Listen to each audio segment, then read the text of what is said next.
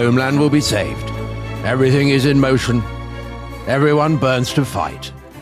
While one part of the people goes to the frontiers, a second digs our defences, and a third, armed with pikes, will defend our cities and towns. We ask that whoever refuses to serve or to give up his weapons shall be punished with death. The tocsin that will ring out will not be a signal of alarm, but a call to charge against the enemies of the homeland. To vanquish them, gentlemen, we need to dare, and to dare again. And then France will be saved. So that, Dominic, was not Winston Churchill, although many people from the excellence of the impression may think it was. It was actually a Frenchman, Georges Danton, Minister of Justice in 1792, the Dominic Sandbrook to my Robespierre. Oh, that's kind. Thank you, Tom. And he's addressing the Assembly on the 2nd of September 1792. And people will be able to realise from this that we are back with the French Revolution. We are indeed, Tom. Our ongoing series, aren't we? And can I just say why I chose to do it in a Churchillian tone? Do. Yeah, please. Because I think there is a Churchillian quality to that, isn't it? That is a very, very famous speech. Yeah. It's all about defence of the fatherland, defence of the nation, determination to fight on. And there is a Churchillian quality to it. And I thought it subtly evoked a sense for British listeners of perhaps the resonance it has in France. Yeah, it does have a huge resonance in France. So those words in French, il nous faut de l'audace, encore de l'audace, toujours de l'audace. We need daring, more daring, always daring, to dare again, or however you translate it. They're very famous. Lots of French school children will know those words. And that, I think, gives you a sense of the position that we're in as we begin season 3 of the French Revolution. This episode is very, very gory. So listeners should be warned. It is absolutely revolting, particularly if you have children, be warned. Because in today's episode, we will be turning to, I would say, perhaps the most horrific episode of the whole revolution, the September massacres. So to give people a sense, this is a moment when mobs are going to basically burst into the prisons. Or are they mobs? I mean, we'll be discussing, won't we? Mobs or death squads. And they are going to club or hack 1,000 people to death, some of them in very gruesome circumstances. And we'll be debating all that later. But Tom, perhaps first of all, we should remind people where we have got to. Now, obviously, by reminding people, we don't need to do the whole previous 2 series again. That would be too meta. But, yeah, it would. We'll never get out of it. Okay, to give people a sense, we're in 1792. Tuileries has been stormed. France is at war. And it's been at war since April, and it's gone incredibly badly so far. So France has basically lost, or there's little battles. So politics in Paris is defined by a feud between 2 rival groups of Jacobins. So the first faction are called the Girondins, and they're under Brissot, who you really liked, as I recall. I did like Brissot, yeah. Yeah, a do-gooder. That's Brissot, isn't he? He's an abolitionist. He likes a literary salon. Yeah. He likes dinner with metropolitan people. He's a good man. Yeah, that's Brissot. And then on the other end, another very Tom Holland figure, actually. Yeah. It's like the battle for your soul, this, Tom. I know. This is why I find it so fascinating. It's the Montagnard, the mountain, as they're called, under Maximilien Robespierre, the kind of bony, Rousseau-loving, another do-gooder. Bewigged. Yeah, bewigged do-gooder. Hates capital punishment. Yeah, like you. The streets of Paris are full of armed young men. So these are the Federes from Marseille and elsewhere. Tom, last time you talked about their importance in bringing the Marseillaise. Yes, that was the episode that we finished the last season on. It was indeed. And people will remember that the episode before that was the story of how these guys, the Federes and the Sans-Culottes on the streets of Paris, the people who wear trousers, the kind of artisans, the radicals, they stormed the Tuileries Palace. They launched a second revolution. They slaughtered the Swiss Guard.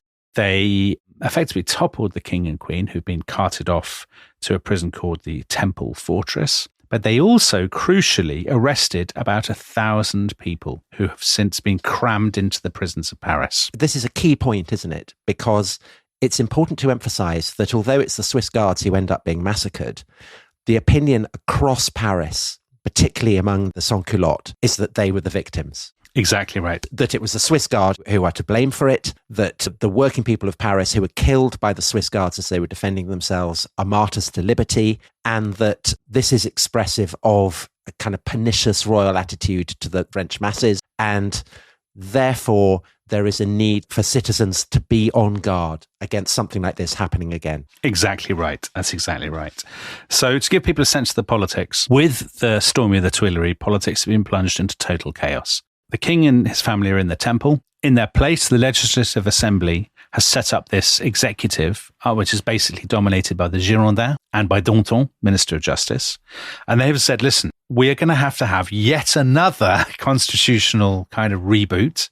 We're going to call for a national convention. Now, this will be elected for the first time in near universal male suffrage. And everybody knows this is basically going to call for a republic, that the monarchy is finished. But the Girondins, who dominate this committee and who really dominate the assembly, it looks like they've got everything their own way, but they don't, because now they're having to kind of share power in Paris with this new body that's been set up called the Insurrectionary Commune, which is kind of the local council, which is dominated by much more radical people, and in particular by Robespierre. And if all this isn't confusing enough, Robespierre says the Girondins, who are the people who got us into the war, they're actually much too weak and too soft. They've been much too soft on the royal family and on the enemies within, and they may actually be part of the foreign conspiracy, which sounds bonkers, but that gives you a sense of the kind of the faction fighting, the paranoia that is around in this point in 1792. I think there is actually quite an easy way for people to get a handle on this, because this is the period where the notion of right and left comes in, because it depends on where people congregate in the National Assembly.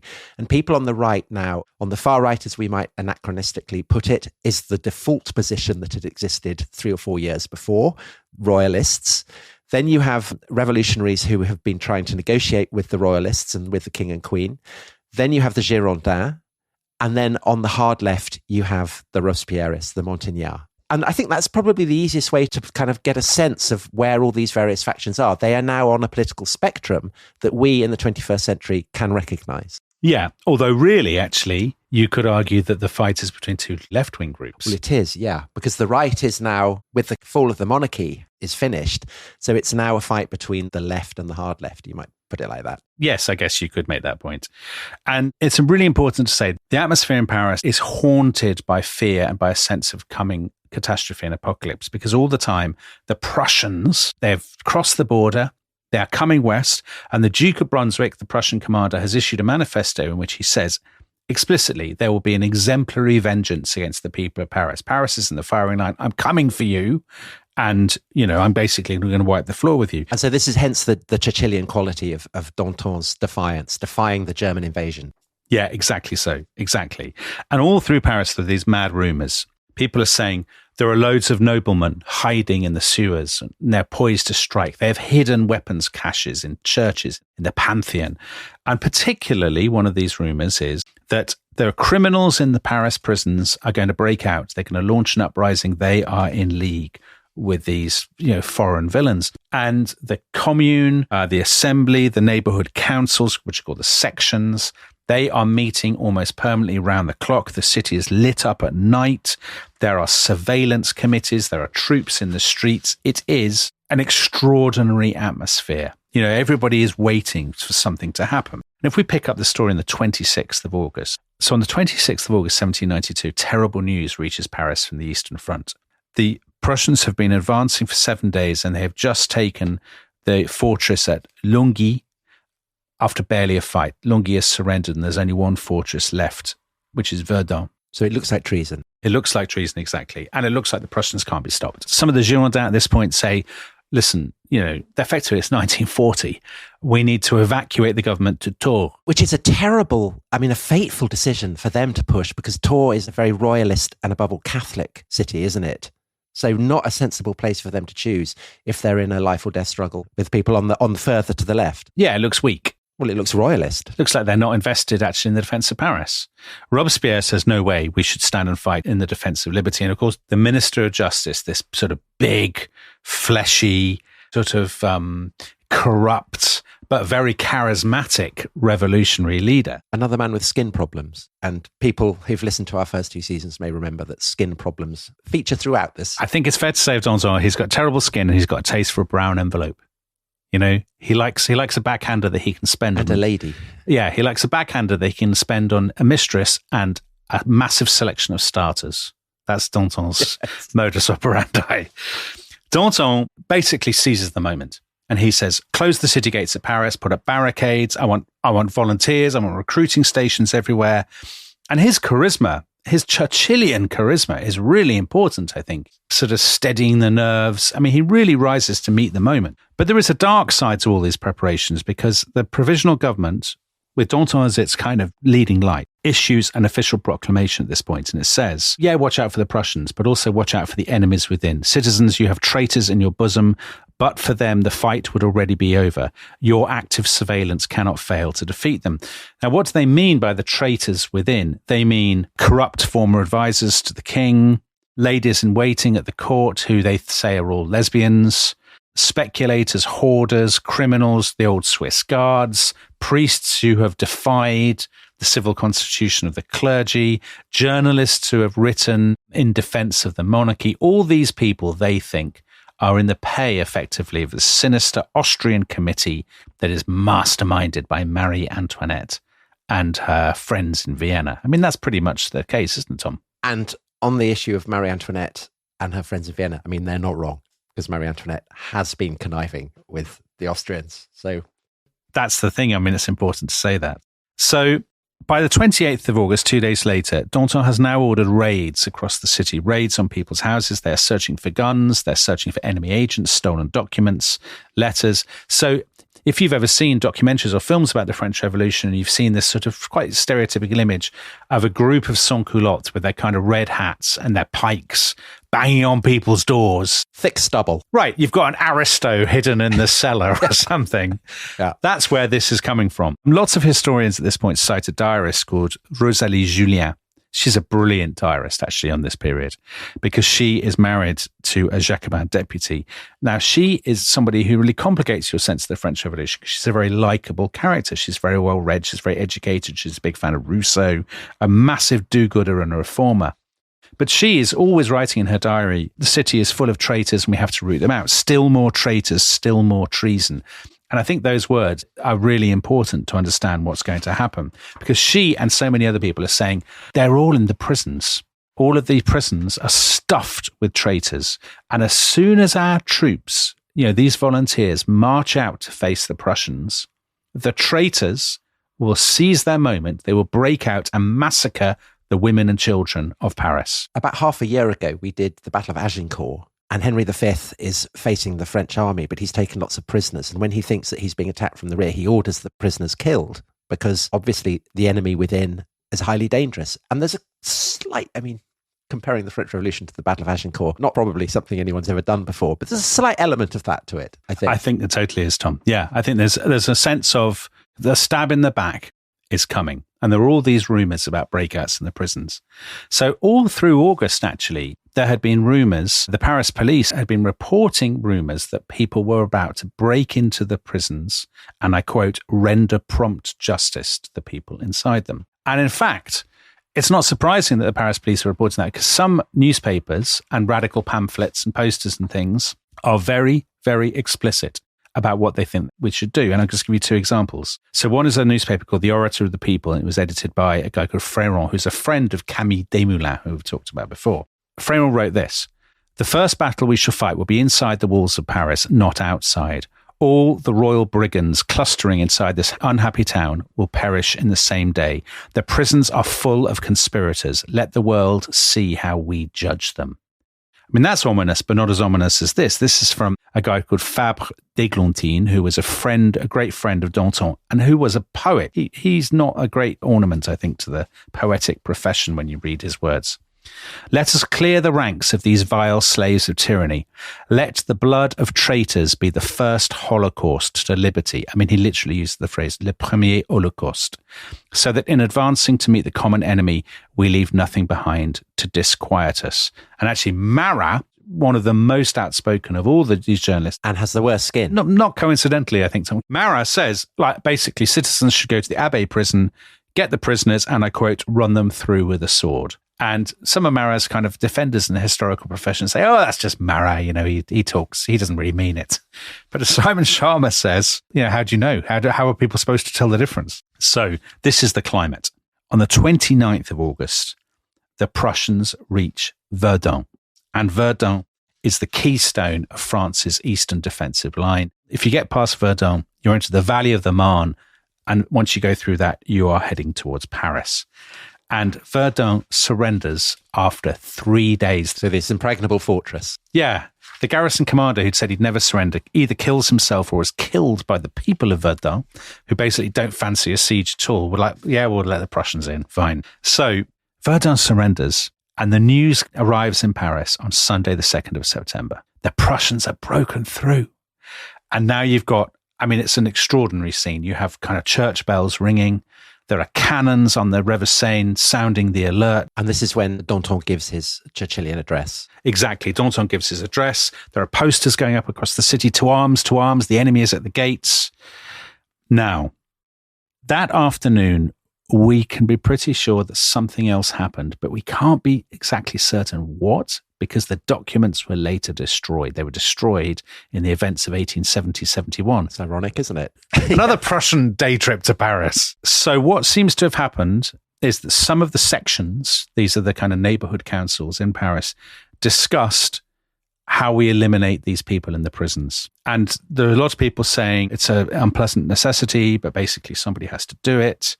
Now, that's not to say the sections ordered it, but the tone has kind of been set. About this point, the chief prison inspector comes to Danton in the Hôtel de Ville in the City Hall, and he says, I'm genuinely worried about the safety of the people in the prisons. And Danton says, Je me fous bien des prisonniers. I don't give a damn about the prisoners. Like, basically let them fend for themselves. But to be fair to him, yeah. One of the reasons for that is that he can't spare people from the barricades. There's only a finite number of people, and obviously the main threat, from his perspective, is the approach of the Prussians. Tom, I'm so surprised at this. I thought you were going to be on the other side of this equation, but it's very clear to me now, from the way you've conducted yourself in this whole episode, that, you're going to take a very Dominic Sambrook Princes in the Tower line on this issue, are you? Well, no, but I do think that there are reasons why someone like Danton, people in charge of the revolution, might be unconcerned with prisoners and the security of the prisoners that relates to the overall situation in Paris. Yeah, fair enough. And also, don't forget, everybody thinks the prisoners are total villains and traitors and all of that stuff. Of course. But I think that saying, we can't bother with them, it's justified by military exigencies. Fair enough. Listeners can make up their own minds, can't they? I have to say, Theo agrees with you. He's written in the chat, well said, Tom. So that's nice. So let's get into the story. Sometime about 2:30 that afternoon, the 2nd of September, the news has come in from Verdun. There is a group of prisoners being escorted through the city from the Palais de Justice to the Abbey prison. And they are royal officials, they're courtiers, and they're Catholic priests. The streets are obviously packed with people because of the war panic. And a lot of people shout abuse at them as they pass in these kind of carriages. As they get towards the Abbey prison, which is in Saint-Germain-des-Prés, it's a former abbey, hence the name. A group of people stop them. These people are National Guardsmen, Sans-Culottes, a mixture of characters. They stop the carriages, they drag the prisoners out, and they drag them into the nearby section headquarters, which is a convent. And there's a great crowd of people there, and the people are shouting, these are enemies of the people. Why take them to the prison? Why not just get rid of them now? 2 or 3 of those prisoners try to break out, try to get away or fight for their lives or whatever. There's a scuffle. They're beaten up and they are hacked to death with knives, and their bodies are left in the courtyard. The rest of the prisoners are just, 20 people or so, are just standing there absolutely traumatized and shocked, wondering what's going to happen. An impromptu tribunal is set up and it declares them guilty. Then one by one, in a very methodical way, they are led down the steps into the garden, and there a group of men has assembled with knives, axes, hatchets. There's a guy who's clearly a carpenter because he's brought his saw. And one by one, they are hacked to death. It's important to say right from the beginning, this is the first incident. It is not a mad frenzy. It's not an orgy of violence. It is quiet. It's considered. The guys take their time. It takes about half an hour to kill all these men. and then it is done. And upstairs, the people who are still there, the room is absolutely full of people, and they are debating, now that we've killed these people, why don't we just go into the Abbey prison and do the same with everybody who is in there?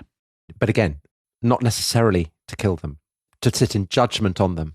As we'll see, not everybody is killed. You're absolutely right. While that crowd is all debating and arguing about how they're going to do it, a separate group breaks into another prison about a mile away called the Carme. It's a former Carmelite convent. So a lot of these prisons are convents and abbeys and religious houses that have been converted. In this prison, there are about 160 priests. This crowd, again, organizes a kind of improvised tribunal. They call out the prisoners' names one by one. They take them out into the garden. Some of them are shot. Most of them, they were hacked to death again. Some of them try to climb over the walls, or they even climb trees to get away, but they are dragged back and finished off with knives. Again, just to say, I mean, a quarter of them are spared. Well, hold on. 115 people out of 160 are killed in this. Absolutely, because I think it's easy to think that it is a total massacre. Well, you wouldn't take your chances with that. Of course not. It's just really supporting what you were saying, that this isn't a kind of frothing at the mouth, mad mob frenzy. It's much more considered, and therefore I think actually much more frightening than that. Agreed. And by the way, we both gave different figures. That's not because one of us is right and the other is wrong. It's because every history book gives different figures on this. So there is a lot of confusion about the figures. Now, meanwhile, the death squad has got started in the Abbey prison and also in some of the other prisons. And in all of them, it is the same kind of routine. I think actually death squad is better than mob. They're often described as mobs, but these are kind of organized teams of men. They almost always hold this kind of tribunal. They bring people out into the courtyard once they've been found guilty, and then they stab them or hack them to death. And we only know one of the names of the people who organized this, a guy called Stanislas Maillard, who was a clerk. He'd been at the Bastille. He'd been a big figure in the Women's March on Versailles. And he seems to have been one of those people who's thrown up by these periods of revolution and kind of chaos. So a bit of a bully. You know, you could say he's the kind of person who would be a paramilitary leader. And he loves all this. And he's obviously, this is his moment. But it's interesting, isn't it, that actually so few names are known. And in large part, that is because in due course, to be a septembriseur, as they come to be called, is highly dangerous because it comes to be seen as a terrible blot on the reputation of the revolution. Not immediately, though. And I think that reflects the fact that this is genuinely not being organized by the big names, by Danton or Robespierre or whatever. It's coming probably from the sections. And the people who are organizing it are not people who will go on to great things, to become kind of famous names. I think you're absolutely right, Tom. I think he is being organized. Insofar as there is a sense of organization, it's at a very, very sort of low level. It's these kind of neighborhood councils. The Commune, we know that they talked about, so that's an insurrectionary council that's taking control of Paris. We know they talked about it and they said, your point, there weren't enough men to protect the prisons. We need them on the barricades. One of the Commune's committees issued a statement signed by Marat. The prisoners are brigands who will slaughter our children and our women.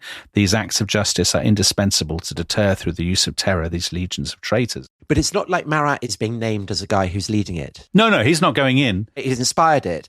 But I think these are basically the people who had attacked the Tuileries, right? Yeah, I think that's right. It's people from the working class areas of Paris. They are representative figures from the working population of Paris. Yeah, I think so. I mean, and we'll talk about in the second half about what the population of Paris think of it, but I think you're absolutely right that basically they are pretty representative of the city and of the streets, I guess. It is the vengeance of the streets. That's what historians who are more sympathetic to the September Massacre say. I mean, on the bigwigs know this is happening, but they don't do anything about it. Danton says to Brissot, Girondin leader, the deaths are an indispensable sacrifice to appease the people of Paris. The Interior Minister Jean-Marie Roland, the husband of Madame Roland, the great sort of linchpin of the Girondin sort of social circle, he says the people, terrible in its vengeance, is exercising a kind of justice. You know, they're making excuses for it and they do nothing about it. That association of terror with a kind of justice, I think, is exactly what's happening. Yeah, I think it's very French Revolution, isn't it? So that's the first day. But of course, it's just the first of several days. The next day, you get to Monday the 3rd. The men at the Abbey prison, the first prison to be targeted, they're there for about 24 hours working away. And meanwhile, other men have moved on to other prisons. There's a seminary called Saint-Famin which holds priests. There's a convent called Saint-Bernard. There's an asylum at Bicêtre, which holds petty criminals. Perhaps most shockingly, the Salpêtrière Women's Hospice, which holds prostitutes. And people have been joking, hadn't they? So we should send Marie Antoinette to the Salpêtrière.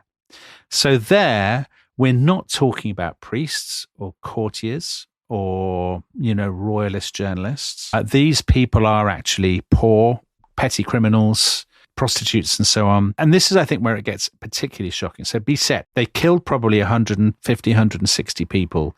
A lot of them are very young. About 40 of them are probably under 18.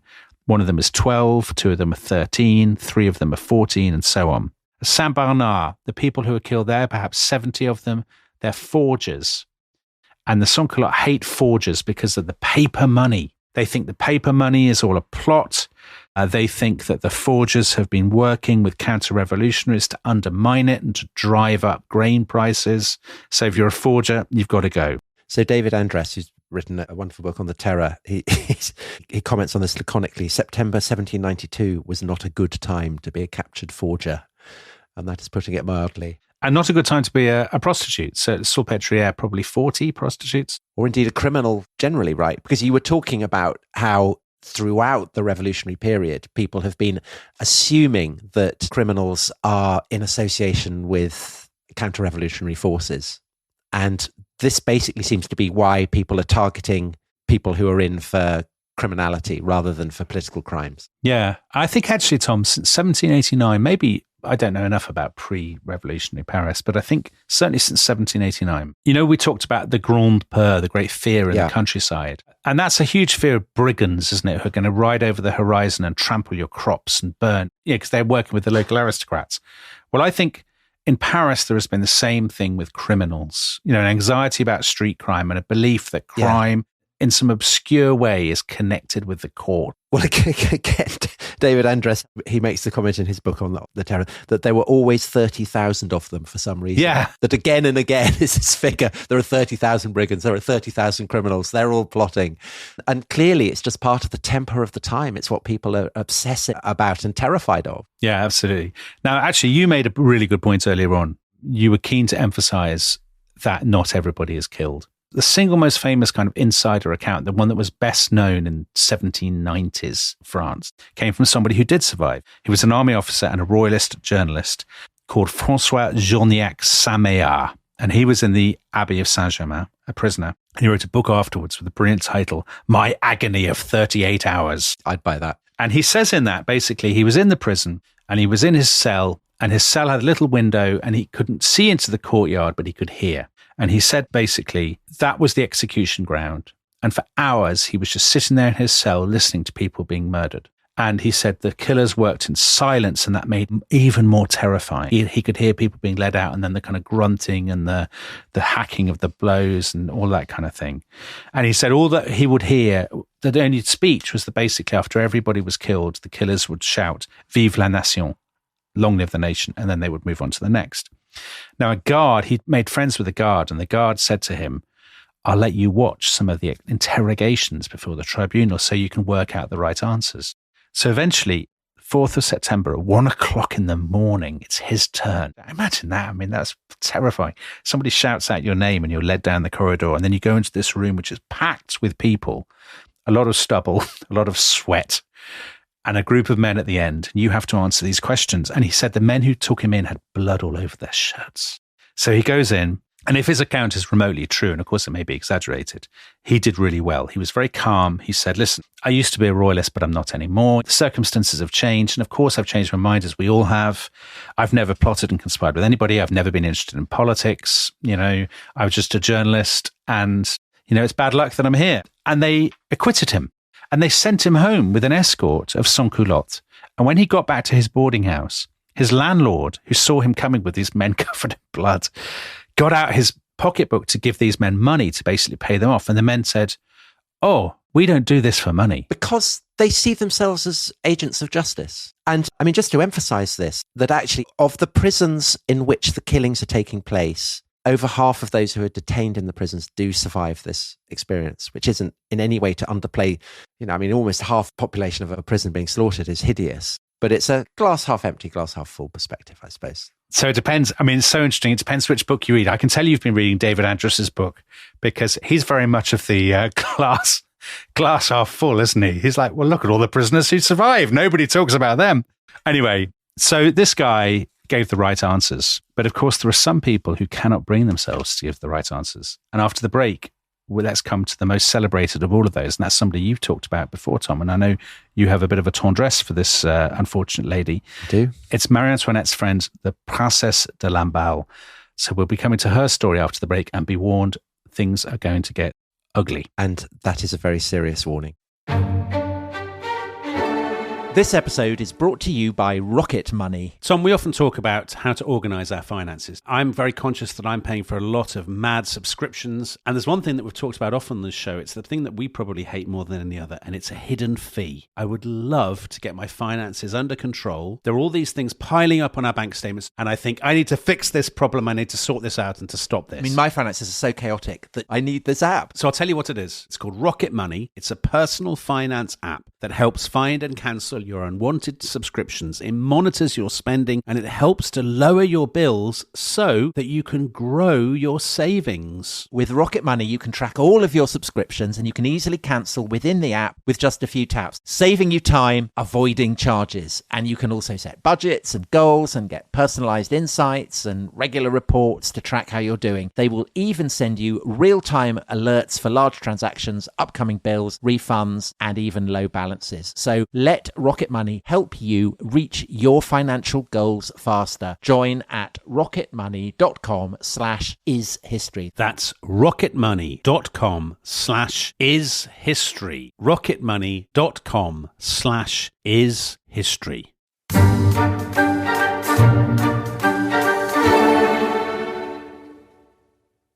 She received a sabre blow behind her head, which took off her cap. Her long hair fell onto her shoulders. Another sabre blow hit her eye. Blood gushed out. Her dress was stained with it. She tried to fall down to let herself die, but they forced her to get up again to walk over corpses, and the crowd, silent, watched the slaughter. So that is one of numerous accounts, and we'll be looking at the range of what is reported about this death, describing probably the best known of all the victims of the September massacres, who is the Princesse de Lamballe, who, as you mentioned just before the break, Dominic, we've talked about before in our very first episode, episode 1 of season 1, in our episode on Marie Antoinette, that she was a very close friend of Marie Antoinette. She's of impeccable background, a princess of the House of Savoy.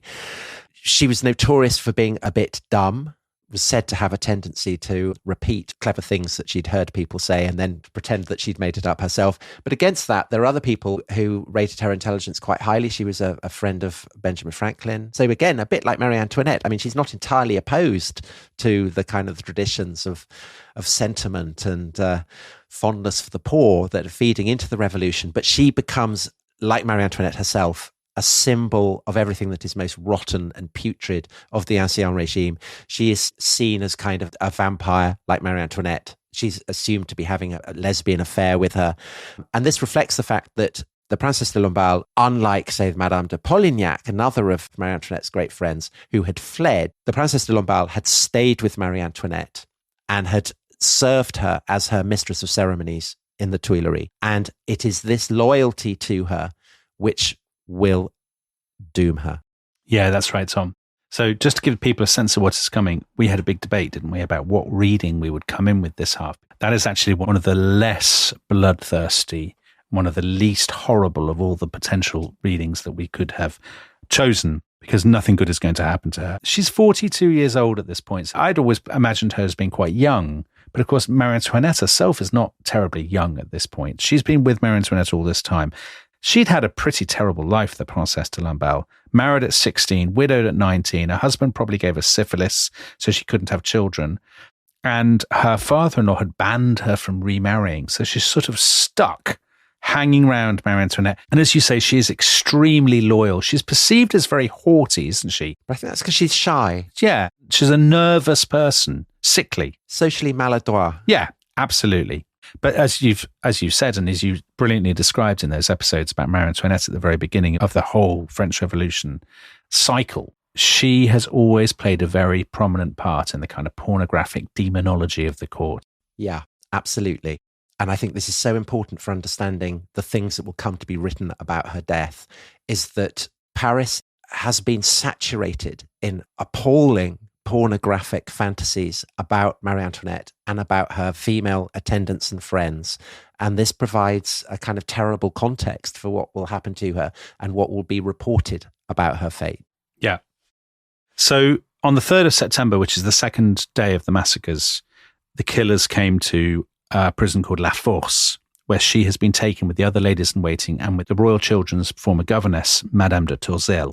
And there's a tribunal set up. There are 7 people. The most famous of them is a radical journalist called Jacques Hébert.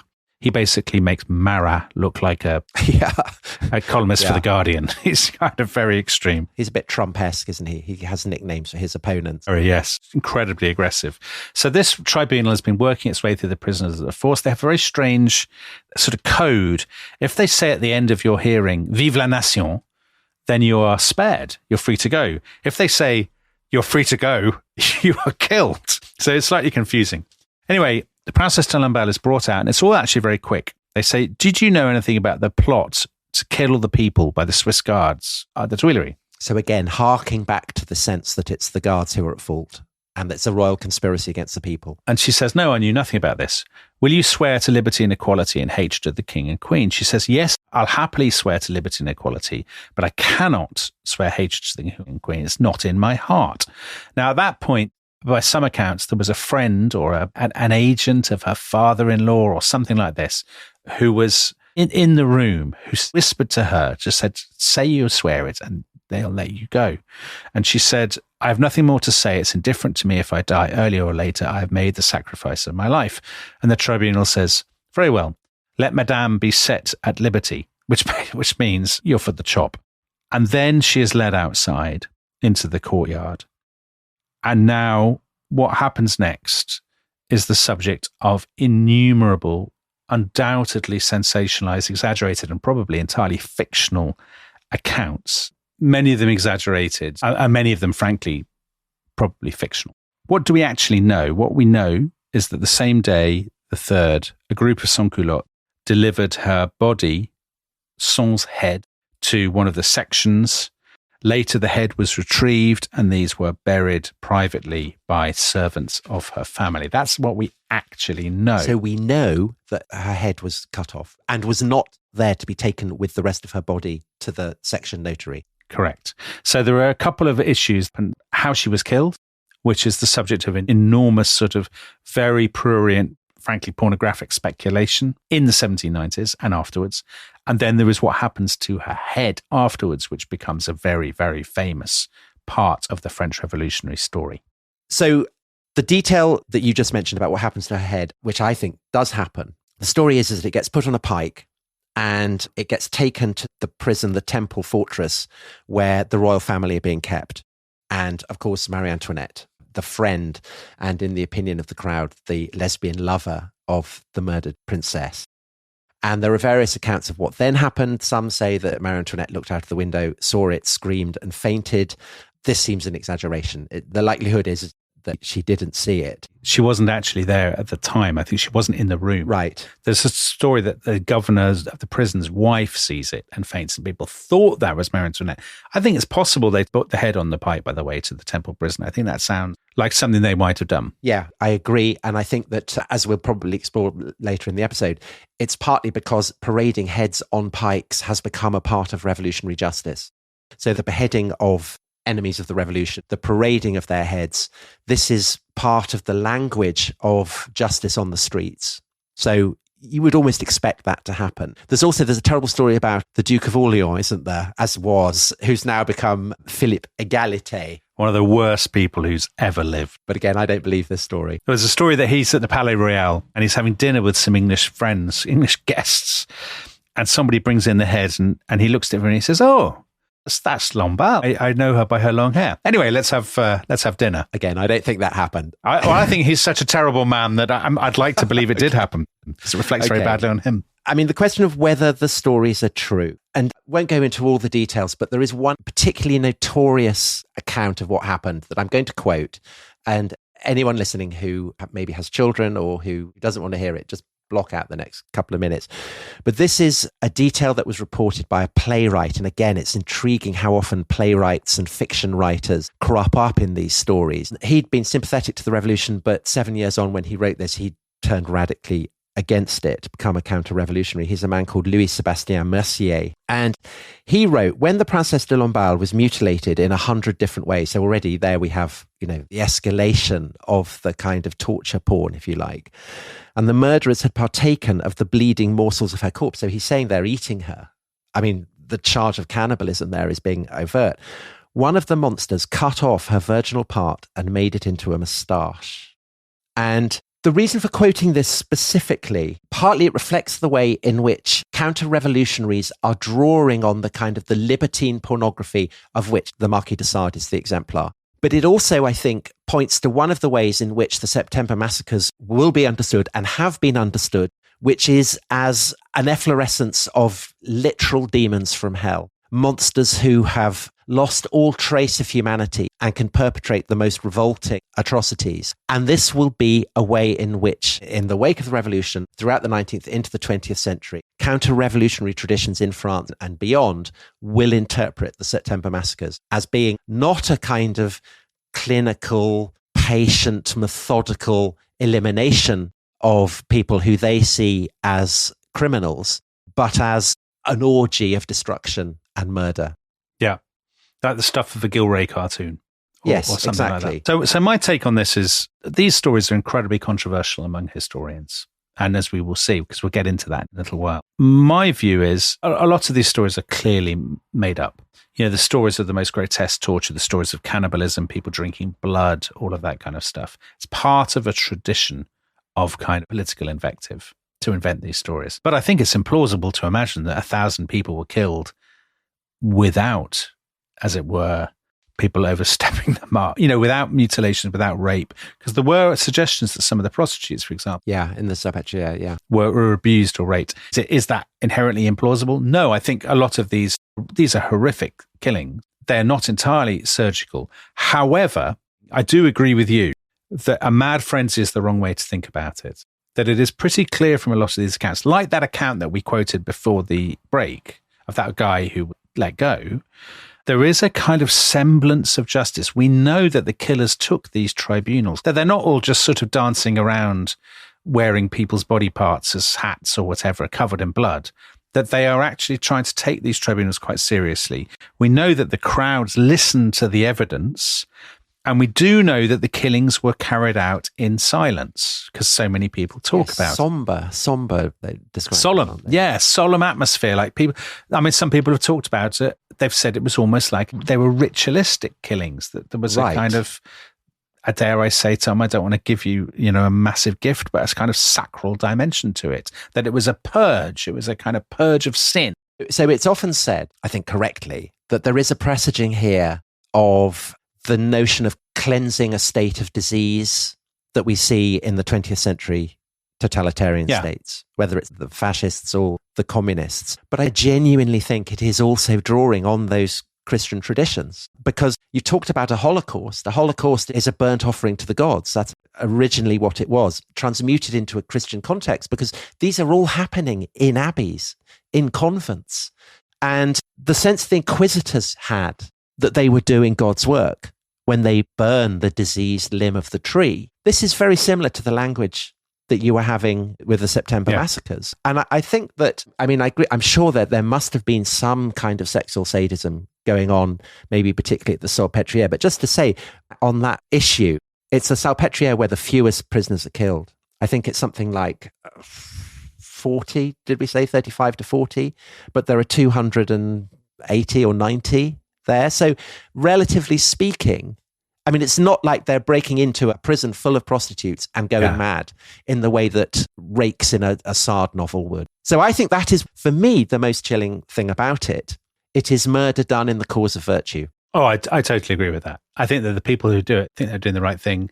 They think it's a necessary purge. But that is also why it's important for counter-revolutionary propagandists to frame it as pornographic, because that undermines the claim of those who perpetrated these executions to be virtuous. I think actually the pornographic kind of mode is the one that people instinctively reach for because Paris is awash with it. I think it's the natural genre to pick. But I think it is natural for those who repudiate the notion that this has anything to do with virtue. Okay, let's just sum up the story. So it takes 4 days. The massacres in the prisons last for 4 days. They die down on the morning of the 6th of September. To give you a sense of what Paris looks like, the place is absolutely full of bodies. There are bodies in the streets, there are bodies in the courtyards, there are bodies in the kind of corridors of the prison.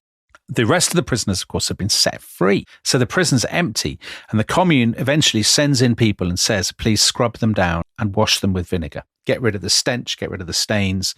But in some of the prisons, La Force, for example, there's so much blood they can't shift the bloodstains. Of course, Tom Holland would say some of the rooms are stained with blood, but some of them are pristine and perfectly clean. Why not talk about those rooms? Anyway, we'll get into this in a second, Tom, because we're going to talk about the historiography. There are copycat killings elsewhere in France. So there are 44 people, for example, that are killed in Versailles, a horrendous atrocity, actually. They are lynched, they are beheaded in public, and their heads are stuck on the spikes of the palace gates. So probably about 100 people are killed across France. But then, in the next few weeks, things died down. And in the future episodes, we'll talk about why that happens, the political transformation in Paris, and a very dramatic change on the battlefield. Just to move towards a close on the September massacres. One question is, what did people in Paris think of them? And we know people in Paris thought they were fine. They were completely fine. David Andrus, who you mentioned before, he makes a very good point that Parisians are used to public violence. I mean, you talked about it, Tom, in that excellent episode you did on the guillotine. The hideous rituals of the public executions, the idea of humiliating, degrading, and destroying somebody in public. But Dominic, also what we talked about in that episode was how the revolution equates itself with humanitarian impulses. And it may seem mad to talk about humanitarian impulses in the context of the September massacres, but I suspect that, maybe a majority of the people doing the executions would say that actually they're not kind of publicly tearing people apart with horses or anything like that. They're doing it expeditiously. And the whole tradition of hanging people from lanterns and then parading their heads is seen as revolutionary justice, but is already starting to be phased out. It's clearly a cause of embarrassment for the revolutionary authorities. And that is why, exactly as this is going on, the guillotine is starting to be introduced and is becoming more and more the emblem of how criminals should be dispatched. And the September massacres, I'm sure, must play a key role in that process. That people in the revolutionary authorities think, okay, fine, it's cruel necessity, but it would be better to do it with the guillotine. Well, it's interesting that the papers at the time, they're not embarrassed about it at all. This is a moderate paper, the Courrier Français. The people made it their duty to purge the city of all the criminals, to prevent a prison breakout that would have fallen on the women and children. More radical paper, Révolution de Paris. The people took the extreme measure, but the only appropriate one, of forestalling the horrors that were being prepared against them and of showing no mercy to those who would not have shown any to them. But if you have a machine that can just slice a head off, you don't need courtyards full of peoples with butcher's knives. Of course. We have diarists, we have letter writers. There's a brilliant example of a guy, a merchant's son, an 18-year-old, in Peter McPhee's book on the French Revolution. And he wrote home and he said, there has been a horrible massacre. He says, wherever you go, you see the bloody remains of mutilated bodies in open graves. And then in the next line, he says, but it was the right thing to do. The prisoners were plotting with the Prussians. We had to do it. And that diarist, Rosalie Julien, she said, again, an atrocious necessity. The people, terrible in their fury, are avenging the crimes of 3 years of vile treachery. And she talks in her diary. She says, people have had their heads cut off. Priests have been eviscerated. But it's the right thing to do because, we had to save France. Now, the thing is, historians have grappled with this ever since because, of course, most historians, by and large, I would say, who write about the French Revolution, especially in France, have been sympathetic to the revolution. And here you have an episode which is, for me, much more shocking than the terror. The victims in the terror, a lot of them are people involved in politics. Players in the game. They're players. These people are often young, very poor, the criminals, the petty thieves, the women, the prostitutes, the prince de Lamballe. So, from the 21st century perspective, I know Theo says, oh, you're always harder on French exponents of violence than you are when the British do it. But I think even with that said, it's hard to contemplate this and to say, oh yeah, they had to go, as Theo clearly thinks. I think you're being a bit harsh on Theo there. You say that it's not comparable to the terror. I mean, lots of innocent people die in the terror. And the difference is that death by the guillotine is more clinical than being hacked to death by people armed with knives and choppers. Don't you think? I suppose so. I mean, I probably would choose the guillotine over being hacked to death by a carpenter with a saw. At 1 o'clock in the morning. Yeah. So the definitive French historian of this was a guy called Pierre Caron, and he was writing in the 1930s. He was the head of the National Archives in France. And he said, you have to understand it in the context of two things. One, the fighting at the Tuileries and the thirst for vengeance. And the other is the mood of panic and hysteria as the Prussians advanced on the capital. And that you have to understand, the war, the pressure and all of this kind of thing. And Caron, for years, everybody said, he's the top man in the September massacres. He knows what's what. And then 50 years later, our old friend Simon Sharma wrote his book Citizens. Have you read the passage where he talks about Caron? I have. He says his book is, and I quote, a monument of intellectual cowardice and moral self-delusion. And he said, Caron is being far too kind. This is basically anticipating the genocides of the 20th century. The same themes, we have to get them before they get us. The same emphasis on a kind of what Sharma calls an armed sanitation, on purging France of crime and sin. And you can see why Sharma, writing in the 1980s, very conscious of what had happened in Europe 40 years earlier, why he looks at September massacres and says, hey, don't make excuses for this. This is unbelievably horrible and bestial. And he doesn't deny that there's a kind of efficiency and a clinical nature to it, but he says that's what makes it all the more frightening. But equally, he literally is repeating counter-revolutionary propaganda. So to quote him from Citizens when he's writing about Caron, some accounts, including that of Mercier, so that's the playwright whose account of the fate of the Princesse de Lamballe we quoted, insist on the obscene mutilation and the display of her genitals, a story which Caron dismisses with the cloistered certainty of the archivist as intrinsically inconceivable. But we know that didn't happen. And we know that because of research that has happened since he wrote Citizens. So French historian Antoine de Bac, he's the guy who went through all the records of the sections and found that the body of the Princesse de Lamballe was given to the notary of the local section, and he recorded what had happened, and none of these mutilations had happened. Yeah. So we know for a fact that that is counter-revolutionary propaganda, and that when Caron dismisses it, it's not because he's some cloistered archivist, but because actually he's right about that. That wasn't happening. So in this case, right, I agree with you, it didn't happen. The thing is, do you take all the revolutionary sources on trust and say the counter-revolutionary ones are propagandistic exaggerations? Or do you say that the truth probably lies in between the two and that both of them are parti pris? And actually, the truth is that we'll never really know. And this is the frustrating thing about this story. It's a classic example of historians projecting onto it their own political preconceptions. So you give these, we talked about David Andrus. David Andrus is very much a man of the left. In his book on the terror, he says the September massacres are terrible, but then in the next breath, he has a sentence like this. This is why he introduces the September massacres. The people in arms exercised their right of self-defense against those they felt were betraying them to the counter-revolution. You cannot imagine Simon Sharma writing that sentence, can you? No, you can't. But I think that's slightly to misrepresent what he's saying. I mean, he is saying that is precisely the horror. They think that they're doing justice, and that is precisely why it is terrifying.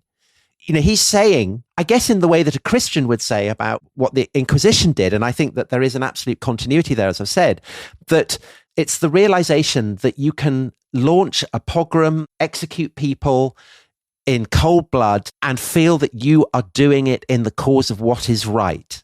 That's what's frightening. Yeah, but I don't think that excuses it. I think that makes it all the more terrifying. No, but I don't think David Andrus thinks that either. I mean, I think that I'm no expert in the historiography of the French Revolution, but the reading I've done of writers who are on the left about this is that they do acknowledge that is what is frightening. Yeah.